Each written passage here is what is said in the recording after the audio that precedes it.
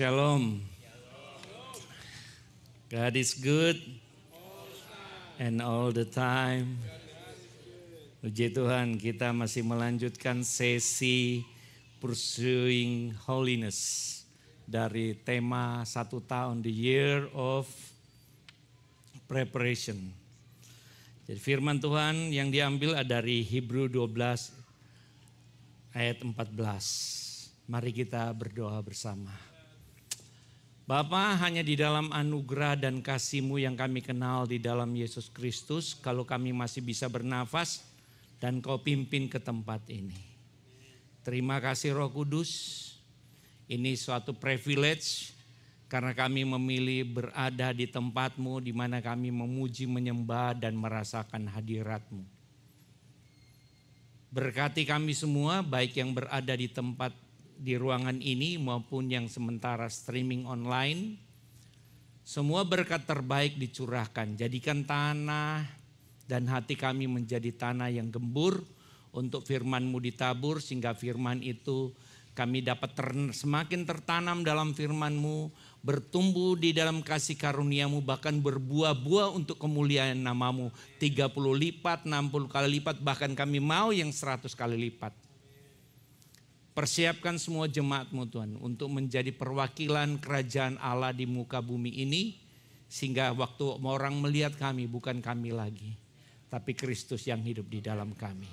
Terpuji nama-Mu, ini doa dan ucapan syukur kami yang kami naikkan, panjatkan hanya di dalam nama Tuhan Yesus Kristus. Semua yang percaya dan beriman sama-sama katakan amin. Oke. Pursue peace with all people. Artinya kita disuruh apa? Berdamai, kejar untuk berdamai sama semua orang. Siapa yang senang berdamai? Tolong angkat tangannya dong. Atau senangnya bermusuhan gitu. Senang berdamai kan? Berdamai sama istri, berdamai sama mertua, berdamai sama anak. Semua kita mau berdamai. Jadi ternyata itu adalah satu syarat yang luar biasa. Berusahalah hidup damai dengan semua orang. Dan kejarlah kekudusan. Jadi jangan dibalik, kejar kekudusan dulu baru berdamai gitu. Tapi izinkan kita mau berdamai dulu. Baru kita tahu bahwa ada yang luar biasa itu menanti dalam hidup kita. Sebab tanpa kekudusan, artinya akibat dari kita mau berdamai. Ini bahasa hubungan sebab akibat. Sebab tanpa kekudusan tidak seorang pun akan melihat Tuhan. Jadi jangan dibalik-balik. Kita saat ini lagi sementara menyelesaikan 6 bulan berbicara dan sampai bulan Juni berbicara tentang pertobatan, pembentukan hati. Nah sekarang kita mau naik level lagi. Mau mengalami bagaimana kehidupan yang Tuhan mau, naik level kekudusan. Gak mudah kan? Ada yang bilang mudah gak hidup kudus? Saya kira saya juga gitu ya, gak berani angkat tangan. Tapi saya percaya saya telah dipilih untuk hidup kudus. Dan Anda semua dipilih untuk hidup, tunjuk kiri kanannya, kamu juga dipilih hidup kudus loh. Jangan tegang-tegang kalau mau bicara kekudusan. Ini bukan berbicara berkat ini, tapi ini lebih besar dari berkat yang secara fisikal, secara jasmani. Ini luar biasa berkatnya. Dalam Ibrani 12 ini kita kalau dengarkan kata berusaha dan kejar. Kan dikatakan tadi berusahalah hidup damai dan kejarlah. Kata berusaha dan kejar dalam bahasa Ibraninya disebut dioko. Sama kualitasnya. Dikatakan berusaha dan kejar itu sama. Dan dioko ini artinya apa? Seorang yang mau berlari cepat dengan maksud mendapatkan sesuatu atau mencapai sesuatu. Jadi bahkan dikatakan di dalam pertandingan kita ini sedang berlomba untuk melakukan sesuatu sampai kita mencapai sesuatu yang kita mau. Tapi dalam pengertian spiritual, dalam pengertian bahwa kita mau berkenan dan dikuduskan Tuhan. Amin. Jadi ini adalah sesuatu berlomba. Katakan berlomba. Berlomba itu berarti tidak ada. Memang betul-betul sesuatu energi yang maksimal. Makanya dikatakan di dalam Markus 12 ayat 29 sampai 3 kali. Kasihlah Tuhan Allahmu dengan apa? Segenap hatimu, dengan segenap jiwamu, dengan segenap akal budimu, dengan segenap pikiran dan kekuatanmu. Dan kasihilah sesamamu manusia seperti mengasihi dirimu sendiri. Tidak ada hukum yang lebih daripada itu. Jadi kalau ini prinsip ini sudah mendasari di dalam kehidupan kita. Kita tahu berarti saya melakukan kebaikan kepada orang lain karena saya berlandaskan kasih Allah yang memenuhi saya. Amin. Nanti kita belajar ini. Jadi kita sudah mengerti dioko ini berarti bukan ini satu keseriusan untuk hidup kudus. Karena tidak ada satupun orang dapat melihat Tuhan tanpa kekudusan. Jadi ini sangat-sangat serius untuk kita hidupin di dalamnya. Jangan sepele. Kan ada yang makan, kan itu dosa kecil. Gampang. Paling doa 1 kali juga diampuni. Itu teologi dari mana itu yang katakan gitu. Enggak ada teologi bilang dosa kecil itu. Cuma 1 kali berdoa, 2 kali kalau dosanya besar, doanya berkali-kali lipat, berjungkil-jungkil, nungging-nungging. Enggak ada itu. Saya juga mau belajar kalau seandainya yang katakan gitu dan saya percaya itu tidak betul. Transformasi melalui kekudusan. Firman-Nya dikatakan apa? Di Roma 12 ayat 2 katakan apa? Janganlah kamu menjadi serupa dengan dunia ini, tetapi berubahlah oleh pembaruan budimu. Ini adalah perkataan metanoia, perubahan pikiran. Jadi karena kita berubah pikiran kita, maka tindakan kita akan mengikuti pikiran dan berubah. Kehidupan kita yang ditebus oleh darah Yesus secara spiritual, kita sudah diselamatkan dahulu, sekarang, sampai selamanya. Tetapi kehidupan kita di dalam jiwa dan tubuh kita, pikiran kita, kita masih menghadapi masalah kan? Masih menghadapi pilihan, masih menghadapi cobaan. Kalau disenggol 1 kali, enggak apa-apa. Senggol 2 kali, ketiga kalinya tinju balas tinju juga. Kaki belas kaki juga. Kalau dia berani maki saya kan sudah kasih kesempatan 3 kali. Sudah cukup. Enggak ada itu. Jadi ibaratnya kita masih berjuang. Pikiran kita waktu disakiti, kita kayaknya merasakan kita mau balas. Nah, pertobatan balik arah 180 derajat, yang tadinya ngikut cara dunia, yang kalau disenggol sedikit langsung tinjunya melayang, ini sekali ditenjolnya langsung belajar. Tuhan, kasih pipi kiri, kasih pipi kanan lagi Tuhan. Enggak enak. Tapi endingnya selalunya enak di dalam Tuhan. Karena apa? Berubahlah oleh sehingga ada berkaitannya. Waktu Anda berubah di dalam satu sikap pertobatan, ada perubahan sehingga kamu dapat membedakan mana kehendak Allah, apa yang baik, yang berkenan kepada Allah, bahkan yang sempurna. Dimulai dengan sikap pertobatan. Jadi tanpa pertobatan jangan harap kita mau ditransformasi untuk menjadi hidup dalam kekudusan yang Tuhan mau. Kecuali kekudusan yang saya pilih-pilih. Dan itu tidak ada dalam sini. Poin pertama, keserupaan dengan Kristus sebagai tujuan transformasi. Dulu saya pikir setiap saya mau hidup kudus, saya gagal total. Saya bilang saya nggak pernah bisa. Tapi begitu saya mengerti bahwa saya tidak perlu ngotot hidup kudus, tapi saya mengikuti apa yang Yesus mau. Enak kan? Keserupaan Kristus tidak menyiksa kita. Tidak menjadikan kita sebagai Taurat. Seperti Paulus bilang, aku manusia celaka. Apa yang baik saya mau lakukan, yang jahat yang saya pilih lakukan. Paulus aja perintis gereja yang luar biasa. Dia mengalami. Saya juga waktu saya mengerti tentang hal ini. Tuhan, Saya mau menjadi seperti Engkau. Jadinya gimana? Tuhan, ajar saya gaya hidupmu. Kalau saya harus mengampuni, saya belajar mengampuni. Kalau saya harus sabar, saya harus belajar sabar. Kalau saya harus mengasihi, saya harus belajar mengasihi. Dan kasihnya Yesus adalah kasih tanpa syarat.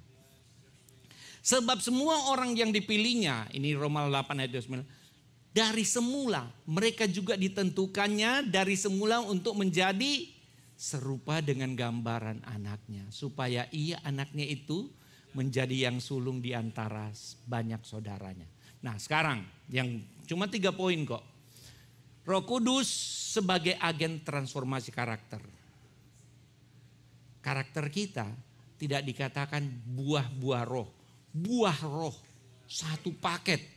Itu semuanya saya percaya kita terus tersandung-sandung enggak apa-apa. Belajar kasih, belajar mengalami sukacita padahal lagi ditipu orang. Harus belajar mengalami damai sejahtera padahal kita sementara dirundung banyak masalah. Kita mau mengizinkan belajar kesabaran padahal ada orang yang kita jengkel terus semakin menjengkelkan kita. Kita belajar kemurahan padahal kita bilang ini orang dikasih-kasih enggak pernah sadar. Terus mentalitas pengemis. Nah Tuhan masih kasih orang seperti itu sekitar kita. Artinya supaya kita apa? Belajar kemurahan, belajar kesabaran, belajar kebaikan, belajar kesetiaan. Dan belajar kelemah lembutan. Halo suami istri, saya suka tanya suami istri. Saya ini soalnya masalah yang paling besar orang Makassar. Pak saya kalau ngomong dari dapur itu halaman depan itu sudah kedengaran. Almarhum. Jadi saya kalau ngomong enggak bisa kerja. Nah saya pikir sami mawon lah sama orang Batak sama orang Ambon gitu. Mungkin atau saya salah gitu. Jadi setiap saya ngomong istri saya dari Jawa yang kalau seandainya ini pakai permisi begini giliran saya datang gini kaget. Akhirnya saya harus belajar pakai begini juga. Dan ngomong lembut-lembut tapi sampai sekarang kebiasaan saya mau keras. Mau keras. Suara kamu terlalu keras. Ampun. Sampai sekarang ini loh. Dia nggak bisa keras sedikit suaranya. Padahal saya kalau keras itu bukan berarti jahat. Sometimes keras juga sayang loh. Tapi saya harus belajar bahwa maksudnya ini adalah belajar kelemah lembutan. Nggak mungkin kamu ngomong sama saya. Sayang, aku sayang kamu. Hah? Kamu terima nggak saya sayang? Nggak mungkin. Pasti kalau sayang itu bukan dia 3 minggu kopi nggak tersedia. Dimakan siang enggak ada yang masak. Percayalah kalau seandainya kita ngomong gitu. Tapi saya belajar untuk menyesuaikan. Istri juga dong. Kalau suami pulang, udah jam berapa nih? Belum, kasihan dia taruh tasnya. Belum, ini udah tanya jam berapa. Belajar mengerti. Sambut dengan pijitan. Saya percaya kalau seandainya istri-istri sambut suaminya kalau sudah married. Kalau seandainya yang belum married jangan minta itu. Atau seandainya lagi single parent, belajar Tuhan, here I am. I know you are the best.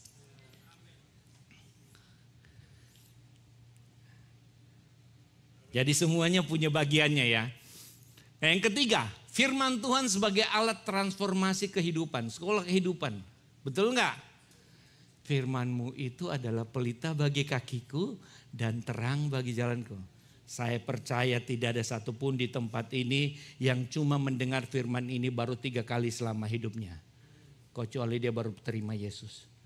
Firman ini biasanya sudah berapa kali dengar? Karena biasanya lagunya firman-Mu pelita bagi kakiku, terang bagi jalanku. Kita udah dengar. Kita butuhkan dalam sekolah kehidupan. Dan dikatakan apa? Di 2 Timotius 3 ayat 16-17. Segala tulis yang diilhamkan Allah memang apa? Bermanfaat. Untuk apa? Katakan mengajar. Terus untuk menyatakan. Untuk untuk memperbaiki kelakuan dan untuk mendidik orang dalam kebenaran.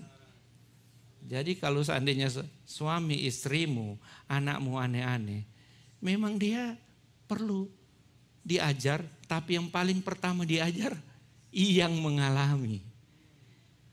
Bukan anaknya, orang tuanya juga diajar. Opa omanya diajar. Saya melihat saya punya cucu satu. Kalau dia tiba-tiba memukul saya, apakah dia pukul saya karena dia benci? Enggak, tak. Dia tiba-tiba jalan dan tiba-tiba pantatnya masuk di mukanya saya gitu. Kira-kira apakah dia enggak tahu. Dia perlu diajar. Sampai dia betul-betul mengerti firman Tuhan. Dan firman Tuhan itu bermanfaat untuk mengajar. Makanya anak-anak kita diajar firman Tuhan. Bermanfaat untuk menyatakan kesalahan. Kalau ada salah, firman Tuhan bisa menyatakan kesalahan. Jadi kalau konseling, jangan pakai hikmat manusia. Seringkali hikmat manusia bikin salah. Kasih baca firman Tuhan. Firman itu adalah Tuhan sendiri berbicara kepada yang bersangkutan. Saya senang sekali gitu. Firmannya berbicara gitu. Kalau saya bilang, menurut saya, pengalaman saya, ini loh.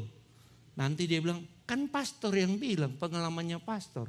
Kenapa saya jadi tambah buruk? Enggak. Firman Tuhan. Karena pastor pun juga, pemimpin pun juga berdasarkan firman Tuhan. Jangan pakai pengalaman, walaupun sudah ahli sekali, enggak. Untuk memperbaiki kelakuan dan mendidik orang dalam kebenaran. Dengan demikian tiap-tiap manusia kepunyaan diperlengkapi untuk setiap hasilnya. Setiap kita belajar kebenaran itu, mengalami kebenaran itu, maka diperlengkapi untuk setiap perbuatan baik. Makanya dikatakan aletheia. Di dalam Yohanes 8 ayat 32 dikatakan, pada saat kamu mengerti kebenaran, kebenaran itu akan apa? Memerdekakan kita. Amin. Nah, ini juga saya harus kasih tahu, ini pursuing holiness. Sebelum melayani setiap kita bersatu dalam doa, betul enggak? Minta dikuduskan oleh darah Yesus, betul enggak? Melayani bukan karena kuat dan gagah kita, betul enggak?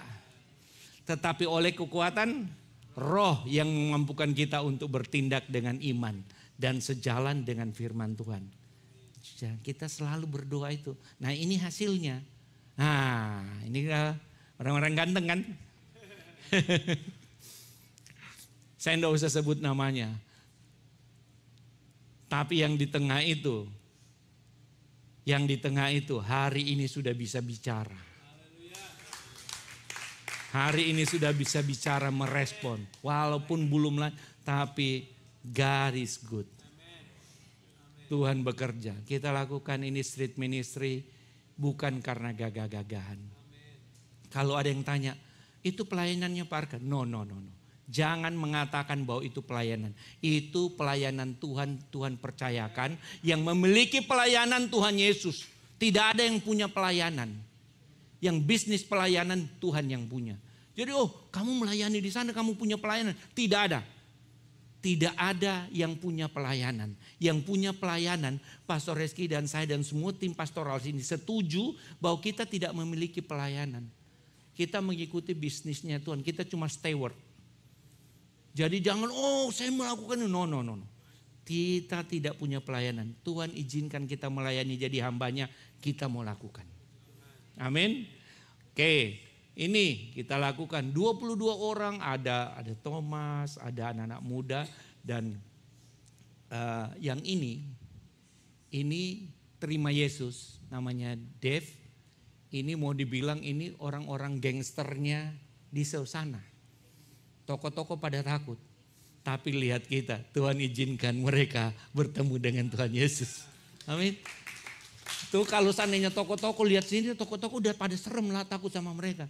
Tapi orang ini, dia mau terima. Dia bilang apa? Saya sudah berapa kali disampaikan tentang firman Tuhan. Saya nggak mau dengar itu. Tapi hari itu, investasi dari orang lain, saya dapat bonusnya. Amin. Dia terima. Ini betul-betul, ini lihat ini, keyboard kita luar biasa nih. Brother Stefanus ini tukang foto. Dan ini baru datang langsung join. 4 jam keliling-keliling untuk bisa ini. Karena belum tahu jalan, orangnya baru tiba. Namanya Brother Lan Ando sama istrinya. Ini semua ada 2 kloter ikut ini. Waduh, ada kloter pertama, kloter kedua. Jadi mereka cuma bisa 1 jam, nggak apa-apa 1 jam. Terus pergi nggak apa-apa. Yang lain mau sampai 2 jam penuh juga nggak apa-apa. Berikutnya. Ini kan. Waduh, ini dia bilang ini aku sendiri, nggak ada teman-temanku anak muda ini, kasihan. Dia nggak ada teman-temannya datang. Nah lain kali biar teman-temannya datang. Ini pegang-pegang traktat, ini kloter kedua, ini pokoknya semua tim-tim luar biasa. Kita lakukan ini betul-betul ini. Nah ini 4 of July. Belum mulai acaranya, Pastor Reski langsung dapat 1 jiwa. Berikan kemuliaan buat Tuhan. Homeless, minta dipulihkan, didoakan, mengalami pemulihan total dari Tuhan. Ini kalau pastornya sudah begini ya, kira-kira anggotanya gimana? Semangat, kita bukan jadi gereja yang mau di dalam apa? Yang cuma mau di dalam kursi. Kita keluar, ini 4 of July, sudah berapa tahun kita? 5 tahun ya pastor? 5 tahun lebih ya. Tapi sejak 3 tahun yang lalu berturut-turut, kita lakukan dengan bukan cuma salah, feeding, praising God, outreach, and fireworks. Kita lakukan, dan ini ibu-ibu, wah lihat ini ada orang Chinese. Datang ditemuin, masuk ibadah hari ini dia bilang dia berhalangan. Dia lagi di ini. Ini semuanya suasana praise and worship yang kita lakukan. Indah kan? Kita mengalami kasih Tuhan, membagi kasih Tuhan, bagi hotdog macam-macam. Dan ibaratnya kita juga mengalami ada 8 jiwa terima Yesus. Berikan 30 orang lebih itu.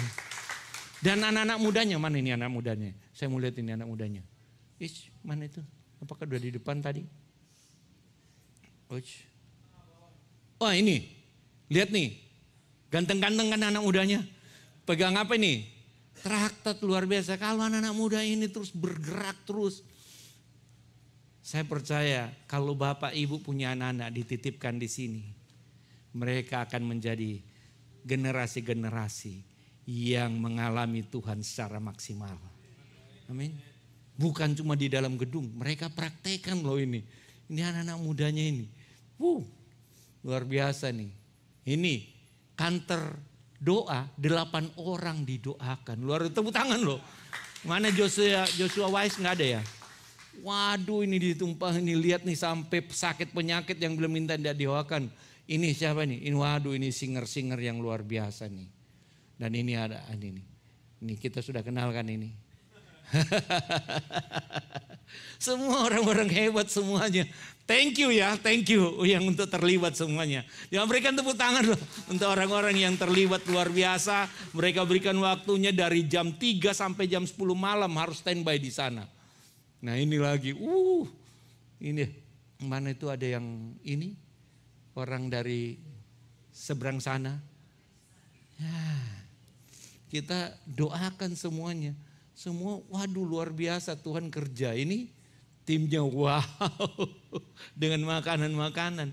Nah saya percaya yang belum ikut tahun depan save the date ikut. Nah ini enggak pernah ketinggalan. Kalau yang ini sih wah ini pakarnya ini. Untuk bikin heboh-heboh dokumentasi benar-benar deh.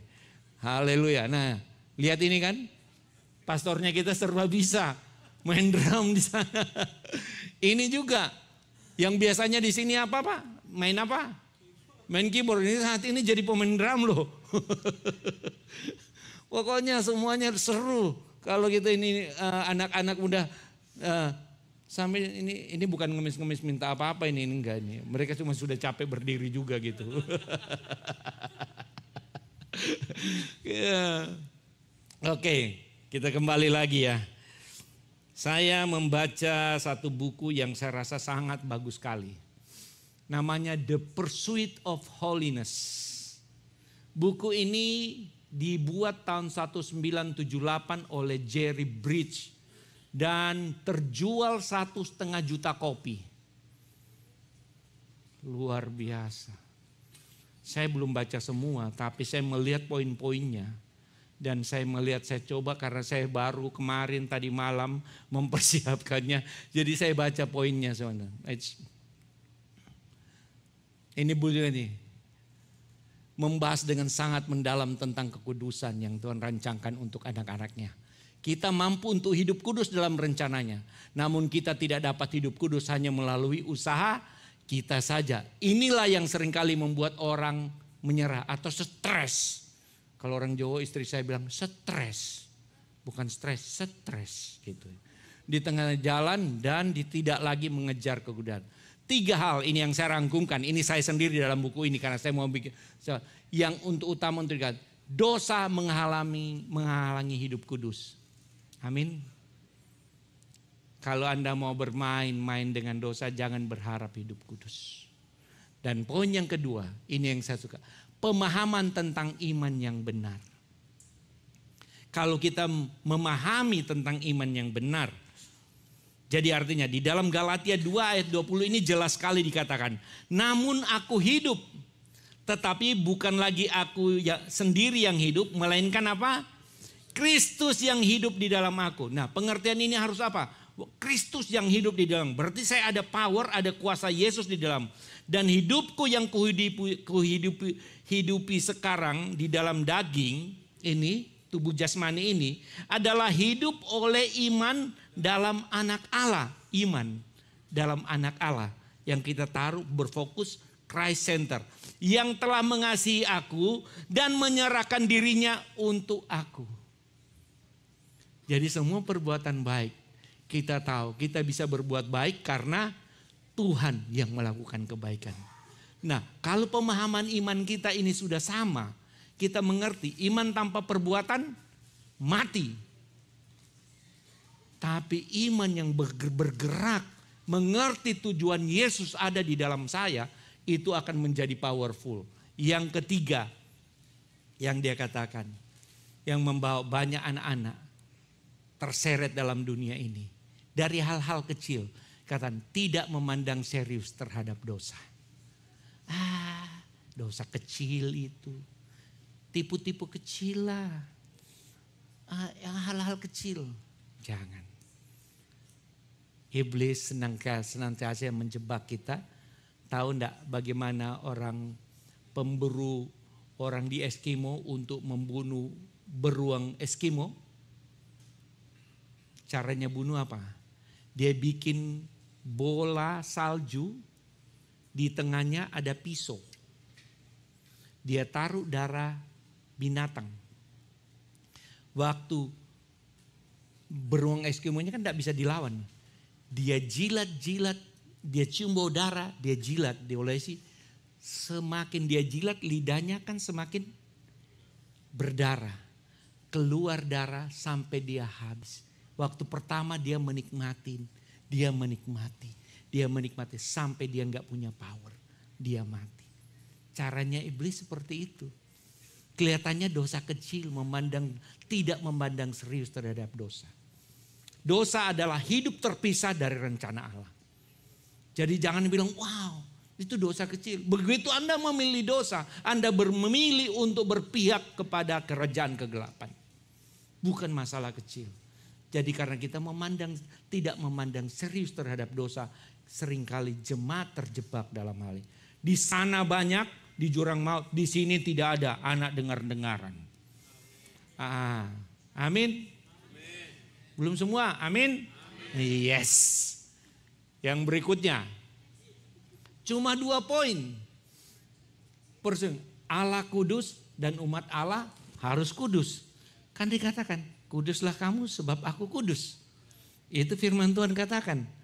Marilah kita melakukan dengan mata yang tertuju kepada Yesus. Yang memimpin kita dalam iman dan yang membawa iman kita kepada kesempurnaan. Yang dengan mengabaikan kehinaan tekun pikul salib dan ganti sukacita yang disediakan bagi dia yang sekarang duduk di sebelah kanan tahta Allah. Jadi cuma ada 2. Allah kudus dan umatnya Allah harus kudus. Jadi tidak ada pilihan, saya mau setengah kudus bisa enggak? 90% kudus enggak ada. Kudus ya kudus. Tuhan mati tidak setengah-setengah, bos. Dia mengampuni kita tidak setengah-setengah. Publicly dunia melihat dia dipermalukan. Dan setiap tetesan darah yang tercurah adalah penebusan keselamatan buat saudara dan saya. Dia mati publik. Harganya mahal sekali, bukan dengan darah binatang lagi. Nah, Allah kudus. Sebab itu dikatakan apa? Sebab itu siapkanlah akal budimu. Lihat pertobatan dan misalnya waspadalah dan letakkanlah pengharapanmu seluruhnya atas kasih karunia yang dianugerahkan kepadamu waktu pernyataan Yesus. Hiduplah sebagai anak-anak yang taat dan jangan turuti hawa nafsu yang menguasai kamu pada waktu kebodohanmu.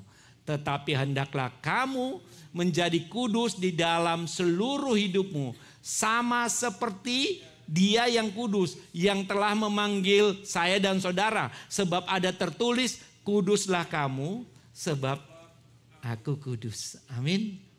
Wow. Saya tidak mengajar lagi proses kekudusan. Minggu lalu Pastor Heski sudah katakan kita dikuduskan oleh darah Yesus, oleh Roh Kudus, oleh kebenaran firman. Jadi saya tidak akan ulang-ulang itu lagi. Kuduslah kamu sebab aku kudus. Dan ini adalah kalau kita lihat gini berarti apa? Ini tentang Musa di Gunung Sinai, di semak belukar. Musa pada saat itu di Exodus Keluaran 3 ayat 2-12 dia melihat semak duri terbakar dan dia mau penasaran. Kok enggak terbakar semak durinya, ada api. Tapi Tuhan bilang apa? Lepaskan kasutmu karena tempat yang kau berdiri itu adalah kudus. Jadi di mana Tuhan berada ada kekudusan. Amin. Tempat. Dan Musa sendiri katakan sama jemaat Israel. Dikatakan apa? Berbicaralah kepada segenap jemaah Israel dan katakanlah kepada mereka, kuduslah kamu sebab aku Tuhan Allahmu kudus. Jadi kudus ini memang betul-betul bukan minta-minta Tuhan ngemis minta sama kita. Tapi ini adalah perintah buat kita tidak bermain-main. Karena waktu kita memilih hidup kudus, kita berarti memilih melawan kehendak kerajaan kegelapan. Amin. Berikutnya. Yang kedua, tadi kan bagiannya Tuhan. Allah kudus. Nah sekarang bagiannya kita. Kita yang umat Allah harus kudus.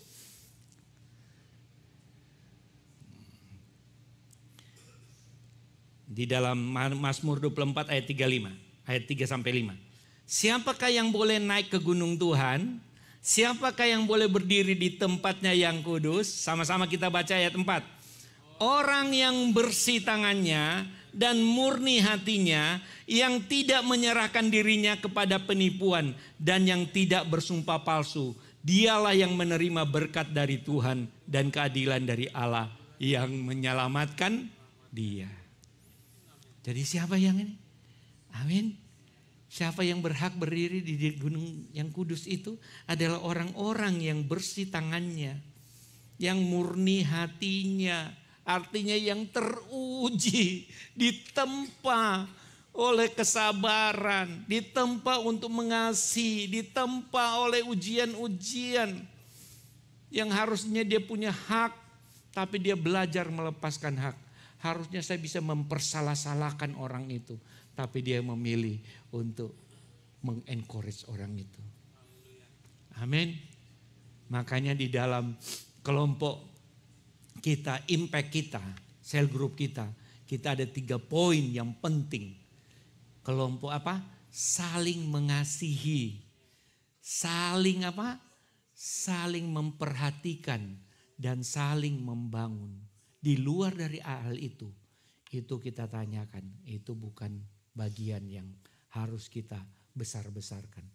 Tapi kalau kita kumpul satu sama lain, perhatikan gaya hidup kita. Harus perkataan-perkataan kita, ucapan kita, tindakan kita.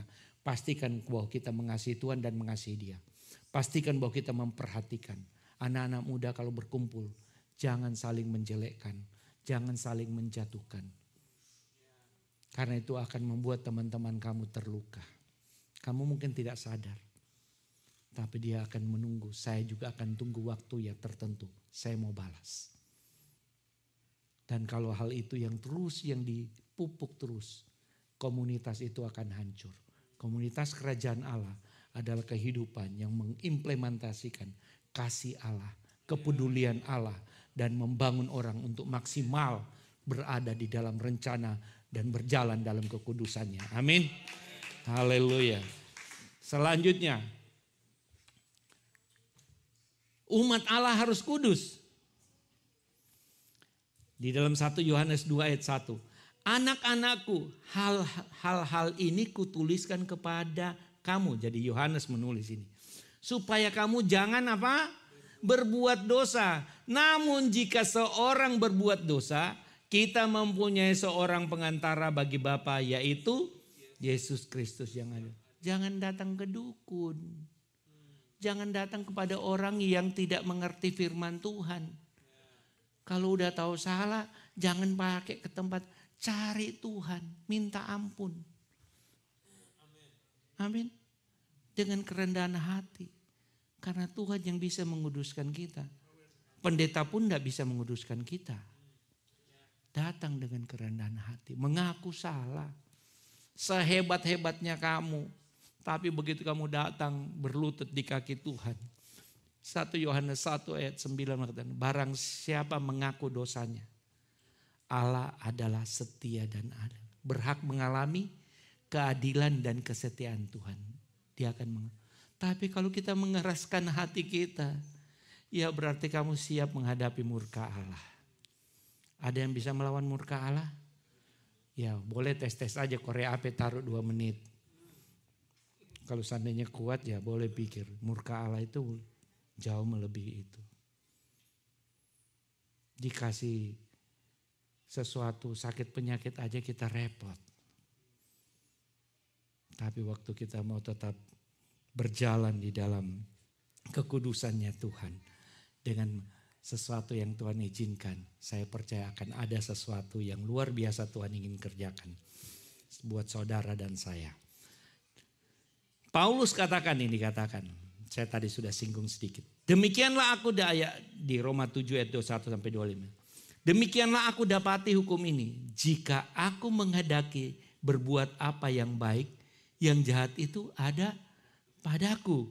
Sebab di dalam batinku aku suka akan hukum Allah. Tetapi di dalam anggota-anggota tubuhku, mulutku, perkataanku itu pingin sekali caci orang. Pingin banget mencaci. Aku melihat hukum lain yang berjuang melawan hukum akal budiku. Dan membuat aku menjadi tawanan hukum dosa yang ada di dalam anggota tubuhku. Aku, dia katakan apa? Manusia celaka. Siapakah yang akan melepaskan aku dari tubuh maut ini? Ini dosa keturunan. Dosa Adam ini sudah melekat sama kita. Tapi katakan ayat 25-nya, yuk sama-sama dengan keras kita baca. 23, syukur kepada Allah oleh Yesus Kristus Tuhan kita. Yang sudah mati di kayu salib, yang sanggup melepaskan semua ikatan dosa kita. Wow. Kita mengerti bahwa kita bisa kudus. Bukan karena kuat dan gagah kita. Pursuing holiness. Dikatakan di 1 Tesalonika 4 ayat 78. Allah memanggil kita bukan untuk melakukan apa yang cemar. Melainkan apa yang kudus. Karena itu siapa yang menolak ini bukanlah menolak manusia, melainkan apa? Menolak Allah yang telah memberikan juga rohnya yang kudus kepada kita semua. Jadi Anda bukan menolak siapa, tapi menolak Allah. Dan kalau Anda pikir bisa melawan murka Allah, ya coba-coba aja. Tapi saya percaya jangan main coba-coba di sini. Lebih bagus jadi orang yang taat, yang mau bayar kekudusan. Berikutnya. Supaya kita tahu ini, kekudusan tidak dapat didapatkan melalui apa? Suka berbuat baik. Banyak berdoa, tidak membuat tambah kudus. Banyak melayani, tidak membuat berkudus. Rajin beribadah hari Minggu tidak membuat tambah kudus. Memberitakan kabar baik tidak memberikan tambah kudus. Tapi kita tahu, baca bawahnya. Jika itu merupakan respon iman yang benar, maka semua itu adalah ungkapan apa? Dan refleksi ucapan apa? Syukur, terima kasih atas pengorbanan Tuhan yang Yesus yang sempurna, yang sudah menguduskan kita dengan darahnya, rohnya, firman-Nya. Amin. Jadi itu tidak membuat saya dan saudara Anda rajin berbuat, enggak. Tapi waktu kita mau merendahkan hati, hidup di dalam hati yang bertobat, menyerahkan totalitas hidup kita. Penyerahan kita kepada Tuhan menentukan kualitas kita untuk mau membayar harga jalan di dalam standar kekudusannya Tuhan. Itu yang Tuhan mau. Oh, saya kan sudah banyak berbuat baik. No. Tuhan Yesus bilang tadi di Matius 7 ayat 21 23 apa? Ada yang datang, Tuhan, aku kan sudah lakukan ini, sudah mengusir setan demi nama. Hebat nggak mengusir setan demi nama? Udah dipakai secara, mungkin dipakai di KKR, mungkin dipakai dipuji-puji, tapi Tuhan bilang apa? Enyah kau pembuat kejahatan. Pelayanan kita tidak membuat kita kudus. Tapi kalau Anda sadar itu merupakan respon ucapan syukur, dan karena Roh Allah diam di kita, that makes you become something in front of God. Kekudusan dapat diperoleh melalui apa? Hati yang bertobat, mau mengaku dosa, merendahkan hati. Iman yang benar yang tadi kita belajar. Oleh kuasa darah Yesus, oleh kuasa Roh Kudus, oleh kuasa firman Tuhan kebenarannya. Itu kita sudah belajar minggu lalu. Semuanya adalah anugerah dan kedaulatannya Tuhan. Amin. Ini terakhir. Orang yang memberi murah hati belum tentu mengasihi Tuhan. Tapi orang yang mengasihi Tuhan pasti memberi murah hati. Mungkin dia beri karena kelebihannya. Makanya janda itu Tuhan bilang dia beri dari kekurangannya. Dia berikan satu aja. Kelihatan paling kecil. Tapi dia beri dari seluruh yang dia dapatkan. Orang lain memberi dari itu. Janda itu yang mengasihi Tuhan. Pemberian yang benar. Kalau Anda mempunyai aset 10 triliun. Anda kasih 100 juta. Nothing enggak? Nothing. 10 triliun dibandingkan. Tapi orang punya 5. Terus dia kasihnya 3. Kira-kira sakit kan? Makanya persembahan, penyembahan itu memproses diri kita. Sakit loh. Diproses loh. Kita memberi yang terbaik buat Tuhan. Dan buat orang-orang yang Tuhan inginkan kita menjadi berkat. Yang berikutnya. Orang yang rajin beribadah belum tentu mengasihi Tuhan. Dia ibadah, rajin datangnya gini. Bahkan mau ikut ibadah. Belum tentu. Yang membuat kualitasnya kalau orang itu mengasihi Tuhan. Pasti rajin beribadah. Punya rasa haus dan lapar. Amin. Saya butuh ini. Kalau Anda mau belajar firman di mana silakan. Tapi jangan lupa rumahnya. Karena kita akan betul-betul, kita akan alignment. Kalau ada pengejaran-pengejaran yang tidak benar, tidak sesuai, kita akan luruskan dalam nama Yesus. Yang ketiga, orang yang melayani belum tentu mengasihi Tuhan. Tadi sudah saya singgung, tapi orang yang mengasihi Tuhan pasti melayani. Walaupun aser. Jangan anggap enteng aser. India harusnya bisa dimenangkan bagi kemuliaan Tuhan. Tapi gara-gara aser. Waktu Mahatma Gandhi datang ke dalam suatu aser. Ditolak asernya, tempat kamu bukan di sini. Mahatma Gandhi bikin statement. Yesus aku kenal. Tapi murid-murid Yesus, aku tidak melihat kasih yang seperti Yesus. Sejak saat itu dia tidak akan menginjak lagi tempat. Berapa pengikutnya Mahatma Gandhi? Miliaran bos. Jutaan bos. Ratusan juta. Karena aser. Jangan anggap remeh. Di sini terbuka Anda mau melayani seperti apa. Kita terbuka. Saya mengundang pemain musik. Saya ingin menyanyi